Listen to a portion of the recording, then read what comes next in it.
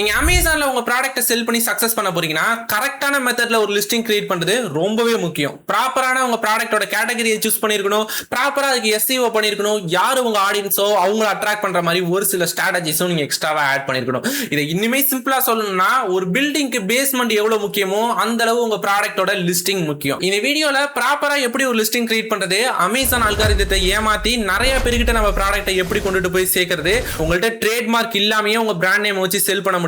இந்த மாதிரி இன்ட்ரெஸ்டிங்கான நிறைய சீக்ரெட்ஸ் இந்த வீடியோல நான் சொல்றேன். அதெல்லாம் பத்தி தெரிஞ்சுக்கிறதுக்கு முன்னாடி நம்ம சேனலை சப்ஸ்கிரைப் பண்ணனா சப்ஸ்கிரைப் மட்டும் பண்ணிருங்க. ஃபர்ஸ்ட் நம்ம லிஸ்டிங் எப்படி கிரியேட் பண்ணலாம்னு பார்க்கலாம். உங்களோட அமேசான் டேஷ்போர்டை ஓபன் பண்ணிருங்க. இப்போ நான் சாம்பிளுக்காக ரொம்ப நாளா யூஸ் பண்ணாம இருக்கிற இந்த அமேசான் ஆப்போட எடுத்துக்கிறேன். ஜஸ்ட் இந்த இடத்துல கிரியேட்னு ஒரு பட்டன் இருக்குல்ல, இந்த கிரியேட் பட்டனை கிளிக் பண்ணீங்கன்னா ஆட் ப்ராடக்ட்னு ஒரு பட்டன் இருக்கும். ஜஸ்ட் அதை மட்டும் ஒரு கிளிக் பண்ணுங்க. இந்த பேஜுக்குள்ள வந்தோடனே நமக்கு நிறைய செட்டிங்ஸ் காட்டும். இதெல்லாம் பத்தி நம்ம கிளியரா புரிஞ்சுக்கணும்னா ஒரு லிஸ்டிங் கிரியேட் பண்றதுக்கு நமக்கு என்னெல்லாம் தேவைப்படும், நம்ம என்ன மெத்தட்ல லிஸ்டிங்